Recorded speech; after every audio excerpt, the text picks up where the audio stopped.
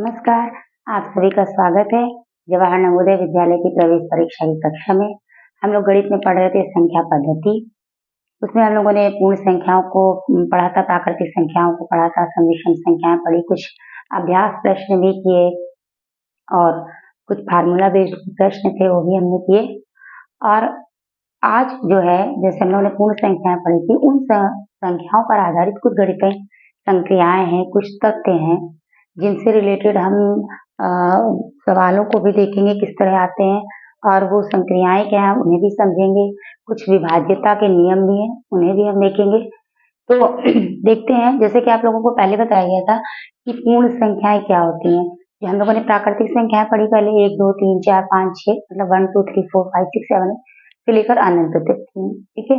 उसमें जब हमने 0 को सम्मिलित कर दिया तो वो हो गई पूर्ण संख्याएं, ठीक। तो इसी तरह से जो ये शून्य है इसका क्या महत्व है, इससे हमारी गणितीय संक्रियाओं पर क्या प्रभाव पड़ता है, इससे कुछ तथ्य हैं वो कभी डायरेक्ट भी पूछे जा सकते हैं और जो उनसे सवाल किस तरह से आपको आ सकता है वो भी हम आपको बताएंगे। तो पहली चीज तो ये है, जैसे आप ये देखिए कि शून्य 0 क्या है, मतलब जब हमारे पास एक भी चीज नहीं होती है, एक भी नहीं है, तो हम उसे क्या कहते हैं, उसको किस में प्रदर्शित करते हैं, 0 में, शून्य में, ठीक है। यही तो है 0। लेकिन आप ये बताइए, जैसे अब अगर आपके पास कोई भी चीज है, मतलब जैसे आपके पास 5 टॉफीज हैं या 5 आम है, कुछ भी इस प्रकार से है, तो अगर हम आपसे ये कहें कि हम आपको 0 आम और देंगे, मतलब एक भी नहीं, तो आपके पास कुछ और ऐड होगा, कुछ और आपके पास होगा, नहीं होगा। तो उसी तरीके से अब जैसे अगर ये कहें कि 5 की संख्या है या 8 की संख्या है या 15 की संख्या है, अगर हम इसमें शून्य को जोड़ दें, ठीक है, शून्य को जोड़ दें तो क्या करेंगे कि देखिए 5 यहाँ क्या आ जाएगा, 8 आ जाएगा, यहाँ क्या आ जाएगा, 5 आ जाएगा। तो क्या कोई फर्क पड़ा, नहीं पड़ा, ठीक। इसी तरीके से अगर हम शून्य को घटा दें, शून्य का मतलब एक भी नहीं, शून्य को घटाने का मतलब हमसे एक भी कम नहीं होगा। तो आप बताइए यहाँ 5 1 8 5, ऐसे आप कोई भी संख्या ले लीजिए। तो इससे ये फैक्ट निकल करके सामने आता है कि किसी भी संख्या में अगर हम शून्य को चाहे जोड़े चाहे घटाएं तो उससे उसके परिणाम में कोई परिवर्तन नहीं आता है, ठीक है। इसको आप पॉइंट में लिख भी सकते हैं, ठीक है, कि शून्य को किसी संख्या में जोड़ने अथवा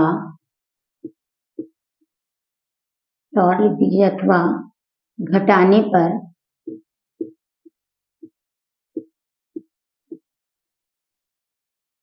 परिणाम में या उत्तर में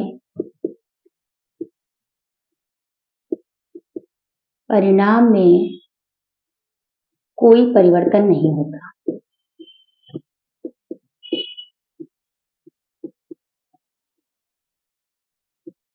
कोई परिवर्तन नहीं होता, ठीक है। अब देखिए, अगर हम किसी संख्या में 0 का शून्य का गुणा कर दें, ठीक है, ले लेते हैं 25 ले लीजिए, 9 ले लीजिए, इसमें हम 0 से गुणा कर रहे हैं, ठीक, 0 से हमने गुणा किया तो क्या होगा आंसर, हमें क्या मिलेगा आंसर, 0 0 0 0 ही तो प्राप्त होगा। इससे हमको क्या तथ्य पता चलता है, ये एक ही संख्या में, आप किसी भी संख्या में हो, 0 का अगर किसी भी संख्या में गुणा करेंगे तो हमें जो गुणनफल प्राप्त होगा वो 0 ही प्राप्त होगा, मतलब शून्य ही प्राप्त होगा, ठीक है।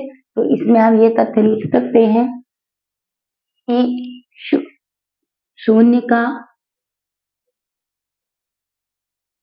किसी संख्या में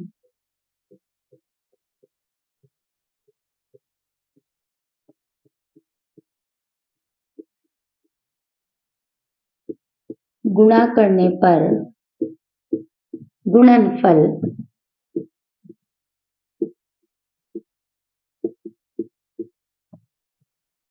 शून्य प्राप्त होता है, शून्य प्राप्त होता है या शून्य हो जाता है, शून्य ही प्राप्त होता है, ठीक है। अब देख लेते हैं, जोड़ घटा हो गया, गुणा हो गया, अब भाग देख लेते हैं।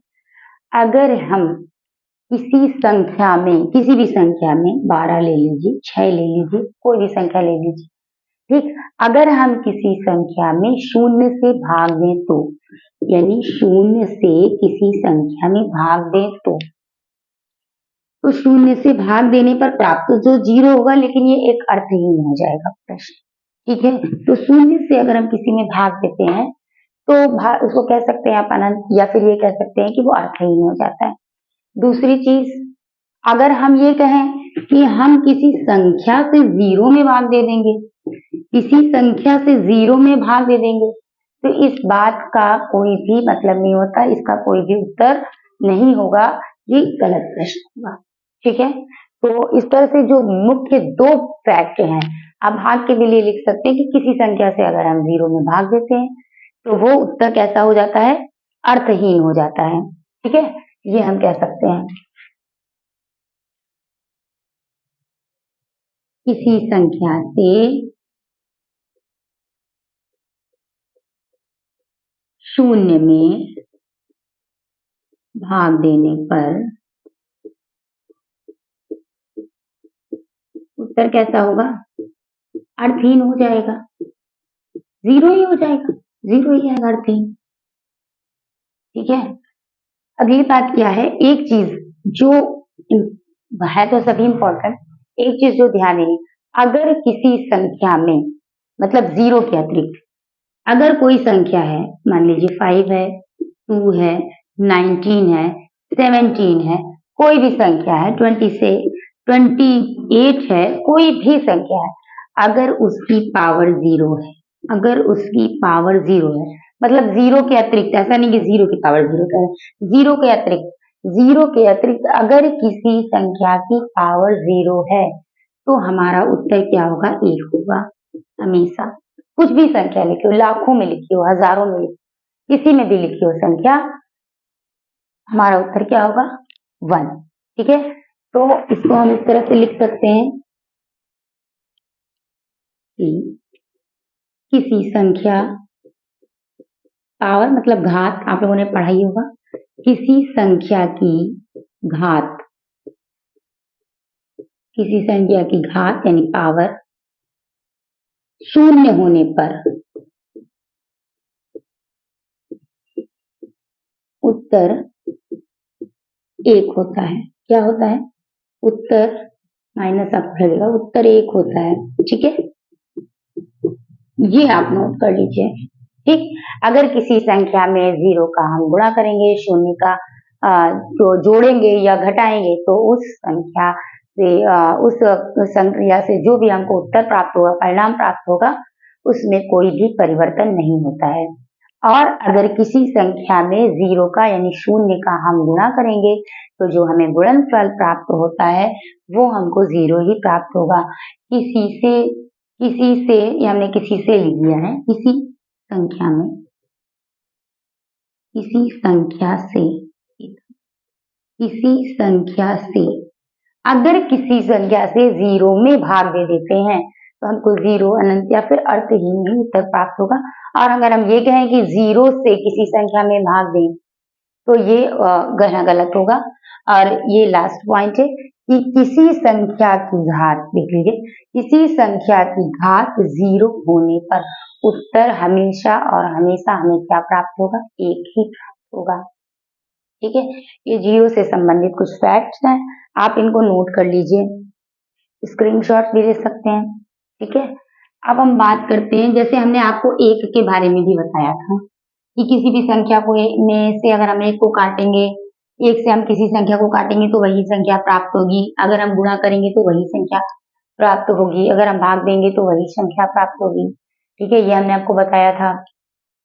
अब अभी हमको जैसे इसमें कुछ जो पूर्ण संख्या वाले कुछ मतलब नियम भी हैं, जैसे एक होता है आपका संवर्ग का नियम होता है, क्रम विनिमय का नियम होता है, एक जैसे आपका होता है, वैसे प्रगुण का भी नियम होता है, साहचर्य नियम होते हैं, बंटन का नियम होता है।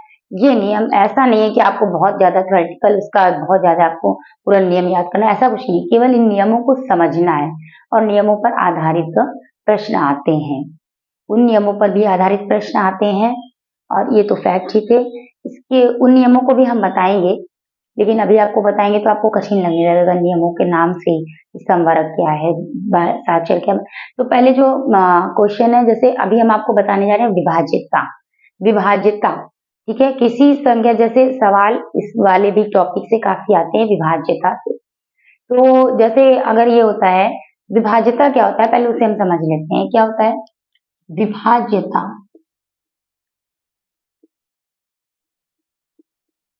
मतलब विभाज्यता मतलब विभाजित होना। विभाजित होना, विभाजित होना मतलब कटना, ठीक है। जैसे जब हम किसी संख्या से किसी संख्या में भाग देते हैं तो उसी को कहते हैं हम विभाजित करना, ठीक। और अब हम इस विभाज्यता में ये पढ़ेंगे कि जैसे मैंने आपको उसमें सम में भी बताया था कि अगर कोई संख्या से 2 से पूर्णतः विभाजित हो जा रही है या पूर्णतः कट जा रही है तो वो कैसी होगी, सम संख्या होगी। अगर वो 2 से नहीं कट रही है, मतलब पूर्णतः विभाजित नहीं हो रही है, तो वो कैसी संख्या होगी, विषम संख्या होगी। वही विभाज्यता है। इसमें क्या है, आपको अलग अलग अंकों से पूछा जाता है। जैसे आपको कोई बड़ी सी संख्या दे दी जाएगी, ठीक, कोई भी बड़ी सी संख्या, लाख तक, करोड़ तक, 10,000 तक, ऐसे आपको कोई बड़ी सी संख्या दे दी जाएगी और आपसे कुछ कोई अंक दिया जाएगा। जैसे आपसे कह दिया जाएगा कि निम्नलिखित संख्या 11 से पूर्णतः विभाज्य है या नहीं, दी गई संख्या 7 से पूर्णतः विभाज्य है कि नहीं, आपको ये बताना है। और पता चले लाख तक संख्या लिखी, करोड़ तक संख्या लिखी है। अब आप क्या कर रहे हैं, आप विभाजित कर रहे हैं, मतलब उसे भाग दे रहे हैं, ठीक। अब लाख तक संख्या लिखी है, आप भाग दे रहे हैं, भाग दे रहे हैं, तो क्या लगता है उसमें समय ज्यादा लगता है। हाँ, आंसर तो आपका निकलेगा, आपको पता चलेगा विभाजित है, लेकिन क्या होता है कि उसमें समय बहुत ज्यादा लगता है। इसमें आपको कुछ पॉइंट्स बताए जाएंगे, उन पॉइंट्स को आपको केवल ध्यान में रखना है। आप 2 मिनट या सेकंड में आप बता सकते हैं कि ये संख्या इससे पूर्णतः विभाजित है या नहीं। बस इसके आपके कुछ नियम होते हैं, विभाज्यता के नियम, विभाज्यता के नियम, ठीक है। तो पहला हम देखेंगे 2 से, ठीक। 2 से क्या नियम है, ठीक, आगे आप समझ लेंगे। 2 से विभाज्यता, 2 से, ठीक। 2 से क्या है कि आपको इसमें क्या करना है, यदि यदि किसी संख्या का इकाई का अंक, इकाई का मतलब समझ रहे हैं ना, जैसे इकाई के स्थान पर जो अंक लिखा रहता है, ठीक, जैसे हम लोग कैसे बढ़ते हैं, इकाई, दहाई, सैकड़ा, हजार, 10,000, ठीक, इस तरह तो बढ़ते हैं। तो इकाई के स्थान पर जो अंक लिखा होगा वो अगर 2 से विभाजित हो रहा है तो इसका मतलब पूरी संख्या आप बेहिचक होके लगा दीजिए कि 2 से विभाजित है, ठीक है। कैसे देख लेते हैं, जैसे मान लीजिए लिखा है 5, 8, आपसे पूछा गया 58, क्या ये 2 से पूर्णतः विभाजित है? तो आप तो नहीं आता है तो आप क्या करेंगे, 2 से भाग देने लगेंगे, 2 से भाग देंगे, छोटी संख्या कट जाएगी, ठीक। तो आप इसमें अगर इसमें ये देखिए, ये इसका इकाई का अंक क्या है, 8 है ना, क्या ये 8 2 से विभाजित है? 2 चौको 8 कट गया ना। तो इसका मतलब क्या है कि ये पूरी संख्या 2 से विभाजित होगी। आप देख सकते हैं कैसे, 2 से भाग दे लीजिए, 2 दूनी 4, 1 बचा, 8 का 2 नवा 18। बताइए पूर्णतः विभाजित हो गया कि नहीं हो गया, है। आगे देख लीजिए, मान लीजिए कोई बड़ी संख्या है, आपको 58 है तो वैसे भी कर लेंगे भागने के लिए। मान लीजिए लिखा है 9, 7, 6, 5, 4, ठीक। लिखा है 97,654। बताइए ये संख्या 2 से पूर्णतः विभाजित है कि? अब आप लगेंगे 2 से भाग देने तो बहुत ही ज्यादा समय लग जाएगा। हमें क्या देखना है, हमें देखना है केवल इकाई का अंक। क्या देखना है, केवल इकाई का अंक देखना है। इकाई के अंक पर है क्या, इकाई के अंक पे है 4। क्या 4 पूर्णतः विभाजित हो रहा है, 2 दूनी 4 हो रहा है। तो क्या ये जब ये 2 से पूर्णतः विभाजित हो रहा है इसका इकाई का अंक, तो इसका मतलब यही है 2 से विभाजितता के नियम के अनुसार कि पूरी संख्या 2 से विभाजित होगी। हाँ, 2 से ये पूरी संख्या विभाजित होगी। कैसे होगी, एक हम आपको दिखा भी दे रहे हैं करके, वो भी दिखा देते। बड़ी संख्या भी देख लीजिए, 9, 7, 6, 5, 4, यही लिखा था 97,654। भाग दे देते हैं, 2 चको 8, 1 बचा, 7 उतारा, 2 अठे 16, 1 बच गया, ठीक है। अब हमने क्या किया, 6 उतारा, 2 अठे 16, ठीक है, कट गया। ये 5 उतारा, 2 दूनी 4 बचा 1, 4 उतारा, 2 सत्ते 14। आप बताइए, कट गया ना। लेकिन इसको करने में लगभग 1 मिनट तो लग ही गया होगा, 50 सेकंड तो लग ही गए होंगे, ठीक है। लेकिन इसमें कुल करने में कितना समय लगा, 1 सेकंड भी नहीं लगा होगा, ठीक। 4 देखा 2 से विभाजित है पूरी संख्या से, समझ में आ गया होगा कि नियम क्या है। नियम को बस एक पॉइंट में ध्यान रखना है, यदि किसी संख्या का यदि किसी संख्या का इकाई का अंक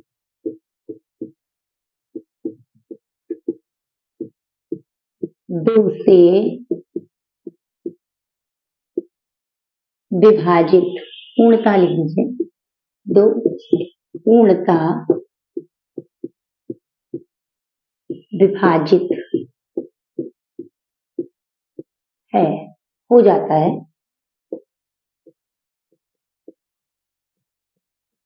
तो वह संख्या 2 से विभाजित होगी, ठीक। इस तरह से आपको नियम लिखना रहेगा, बस एक लाइन में, ठीक है। अब हम देख लेते हैं दूसरा नियम, ये हो गया हमारा पहला नियम। अब हम देखते हैं दूसरा क्या, 3 से विभाजितता का क्या नियम है। 3 से विभाजितता का यह नियम है कि आपको चाहे जितनी बड़ी संख्या दी हो, आपको क्या करना है, आपको उस संख्या के सभी अंकों को जोड़ लेना है, ठीक है। सभी अंकों को जोड़ लेना है, जोड़ने पर जो हमें योगफल प्राप्त होगा, मतलब जोड़ने पर जो उत्तर आएगा, वो अगर 3 से कट रहा है तो पूरी संख्या हमारी 3 से कट जाएगी। देखिए, जैसे एक संख्या देख लेते हैं, लिखा है 927, ठीक। अब अगर हम इसको भाग देंगे तो भाग करके देखेंगे, लेकिन हम ये देखते हैं 9 2 11, जोड़ लीजिए, 9 + 2 + 7 कितना आया, 9 2 11 और 7 18 आया। क्या 18 3 से विभाजित है, हाँ है, 3 6 18 कट गया, ठीक। अब आप देख लीजिए उत्तर की, आप अपनी जांच भी कर लीजिए, 3 × 9 कट गया, भाग नहीं जा रहा, 2 तारा भाग नहीं जा रहा, 0 लगाया, 7 में उतारा, 3 9 27 कट गया ना, कट गया। तो इस तरह से आप कोई बड़ी संख्या भी ले सकते हैं, ठीक है। तो हम 3 से लिख देंगे, यदि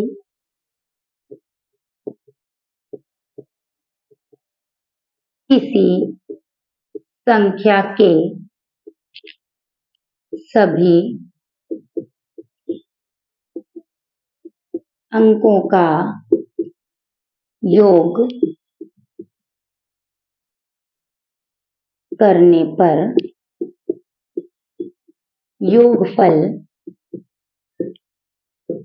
3 से विभाजित है, 3 से विभाजित हो जाता है,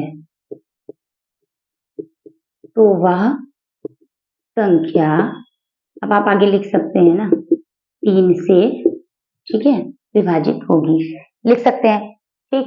अब हम देख लेते हैं 4 से, थोड़ा जल्दी तो नहीं हो रहा है, 4 से, ठीक है।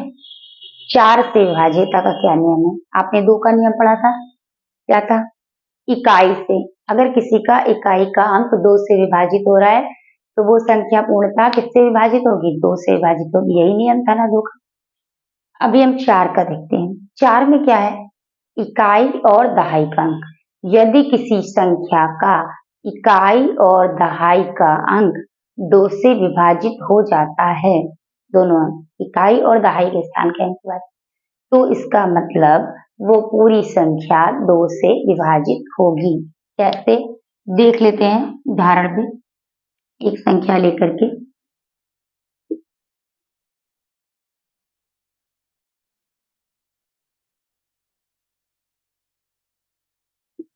इतनी बड़ी संख्या लेके 58,324। अब आपसे पूछा जाए क्या ये संख्या 4 से पूर्णतः विभाजित होगी, आप क्या करेंगे, आप 4 से इसमें भाग देंगे, ठीक है, तब निकालेंगे और वो प्रोसेस हो जाएगा लंबा, आपके पास इतना समय। हमने कहा 2 अंक, 2 अंक कौन से हैं, 24, आपको ये देखना है क्या ये 4 से पूरा विभाजित हो रहा है। 4 एकम 4, 4 छम 24 कट गया। इसका मतलब ये पूरी संख्या 4 से विभाजित होगी। देखिए 5, 8, 3, 2, 4 करके भी देख लीजिए। 4 एकम 4 बचा 1, 8 उतारा, 4 चक्को 16, 6 बचे 2, 3 उतारा, 4 4 पंचे 20, 20 3 उतारा, 2 लिखा, 4 अठे 32 कट गया, 4 उतारा, 4 एकम 4 हो गया ना, 4 एकम 4 और ये संख्या हो गई पूर्णतः विभाजित। लेकिन इसको करने में आपको लगेगा समय ज्यादा। ठीक, अब हम लिख दे रहे हैं, शॉर्ट में लिख दे रहे हैं, यदि किसी संख्या के इकाई व दहाई का अंक 4 से पूर्णतः विभाजित हो। ठीक है, इतना लिख देते हैं। आगे आप लिख लेंगे तो वह पूर्ण संख्या 4 से विभाजित होगी। ठीक है, इसके बाद अब देखिए 5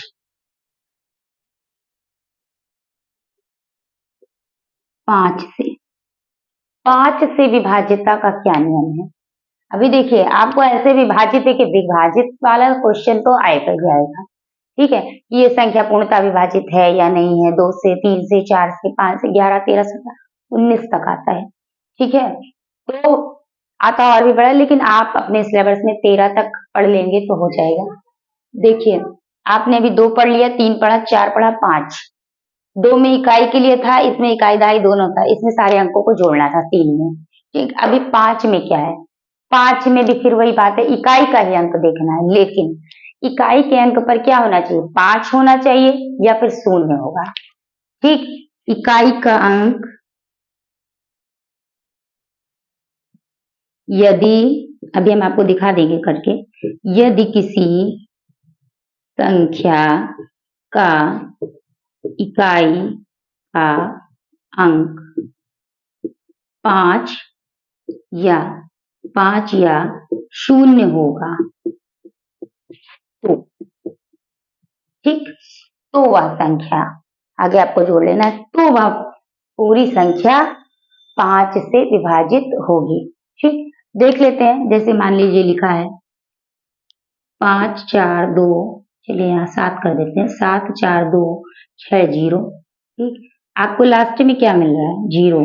तो ये संख्या पूर्णतः विभाजित होगी। कैसे, 5 एकम 5, 2 बचा, 5 चक्को 20, 4 बचा, 5 अठे 40, 2 बचा, 5 25।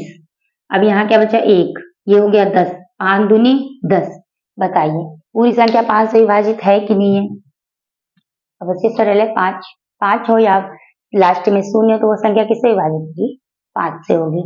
अभी हम 6 से देख लेते हैं, ये लास्ट है, इसके बाद 6 तक ही बताते हैं। 6 से, ठीक, 6 से क्या है, 6 से पहले नियम ही लिख दे रहे हैं,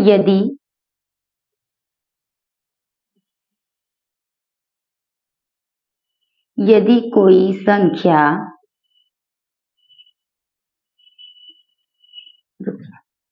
यदि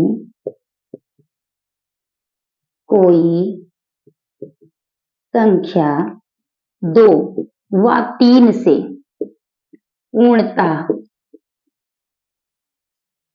विभाजित हो, ठीक, तो यदि कोई संख्या 2 व 3 से पूर्णतः विभाजित हो तो वह निश्चित रूप से 6 से विभाजित होगी ही होगी। और आपको ये पता है कि 2 और 3 के लिए क्या देखना है।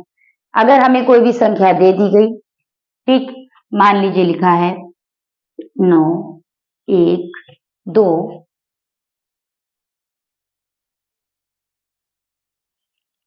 ठीक, देखिए जैसे लिखा है एक संख्या, ये तो अब ये संख्या लिखी है 1,45,926। क्या संख्या लिखी है? 1,45,926। अब आपको देखना है पहले कि 6 से विभाजित होगी या नहीं होगी। इसके लिए हमको ये नियम पता है कि 2 से विभाजित होगी या और 3 से विभाजित। अगर इन दोनों से विभाजित हो तो वो निश्चित रूप से 6 से विभाजित होगी, तो हमें 2 और 3 का विभाज्यता यहाँ देखना है। तो देखिए 2 के लिए क्या है, इकाई का अंक 6 से विभाजित हो रहा हो, इकाई का अंक 2 से विभाजित हो रहा हो, तो क्या ये इकाई का अंक जो 6 है, क्या ये 2 से विभाजित है? 2 तिया 6, तो इसका मतलब ये पूरी संख्या 2 से विभाजित है। ठीक, और 3 के लिए क्या देखना है कि 1 + 4 + 5 + 9 + 2 + 6, मतलब 3 की विभाज्यता कैसे देखनी है कि ये सभी अंक जो जोड़े जाएं, जब जोड़े जाएं सभी अंक, तो उनका जो जोड़ आए यानी उत्तर प्राप्त हो, योगफल प्राप्त हो, वो 3 से पूर्णतः विभाजित हो। 4 1 5 5 10, 10 9 19 और 2 21 और 6 27। क्या आया देख लीजिए, 4 और 1 5 5 10 9 19 2 21 6 27।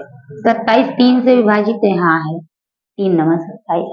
ये 2 से विभाजितता हमने यहाँ देख ली और यहाँ से हमने 3 की विभाज्यता देखी। ठीक, तो जब ये संख्या 2 और 3 से विभाजित है तो ये 6 से भी पूर्णतः विभाजित होगी। ठीक है, तो आज हम इतना ही पढ़ेंगे। अभी हमको 6 के बाद 7 पढ़ना है, 9 पढ़ना है, 11 पढ़ना है और 13 पढ़ना है। इतना तो पढ़ना ही है, 17 19 भी देखें, लेकिन ये तक हमको पढ़ना ही पढ़ना है। तो अभी हम लोगों ने आज क्या देखा, ये पूर्ण संख्याओं पर आधारित संख्याएं हैं, जीरो से संबंधित। जैसे हमने पूर्ण संख्या में जीरो से संबंधित कुछ तथ्यों को पढ़ा, क्या थे कि जीरो में अगर जीरो को किसी भी संख्या में जोड़ते हैं या घटाते हैं तो जो हमें परिणाम प्राप्त होता है, उत्तर प्राप्त होता है, वो हमेशा है और हमेशा वही संख्या प्राप्त होती है, मतलब उसमें कोई भी परिवर्तन नहीं होता है। दूसरी बात, जीरो का अगर किसी संख्या में गुणा करते हैं तो गुणनफल हमेशा और हमेशा शून्य ही प्राप्त होता है। जीरो में अगर किसी संख्या से भाग देंगे, ठीक है, किसी संख्या से अगर जीरो में भाग देंगे तो उत्तर अर्थहीन होगा, और अगर किसी संख्या में हम ये कहें कि जीरो से भाग दे तो यह कहना ही अनुचित। इसके बाद हमने विभाज्यता देखा, क्या होता है विभाज्यता के नियम देखे, 2 से 3 से 4 से 5 से 6 से। 2 से क्या नियम था, इकाई के अंक के स्थान पर क्या होना चाहिए, इकाई के अंक का स्थान पर जो अंक हो वो 2 से पूर्णतः विभाजित हो, तो पूरी संख्या 2 से विभाजित होगी। 3 के विभाज्यता के लिए हमें क्या देखना है कि हम जो हमें संख्या दी गई उस सभी संख्या के सभी अंकों को जोड़ लेंगे और जोड़ने के बाद जो योगफल प्राप्त होगा, यदि वो 3 से विभाजित है तो पूरी संख्या 3 से विभाजित होगी।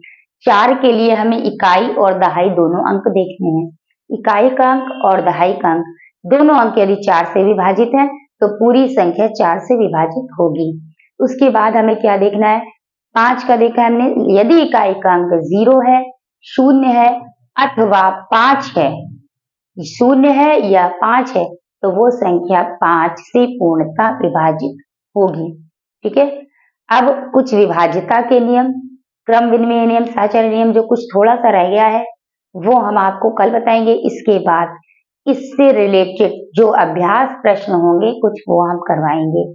आप इन नियमों को नोट कर लीजिए, थोड़ा सा लास्ट में छूटा है आप जोड़ लीजिएगा, जैसे यहाँ पर। ठीक है, ये संख्या 3 से पूर्णतः विभाजित होगी। ठीक, तब तक के लिए नमस्कार, जय हिंद, जय भारत। आप इसका स्क्रीनशॉट ले लीजिए।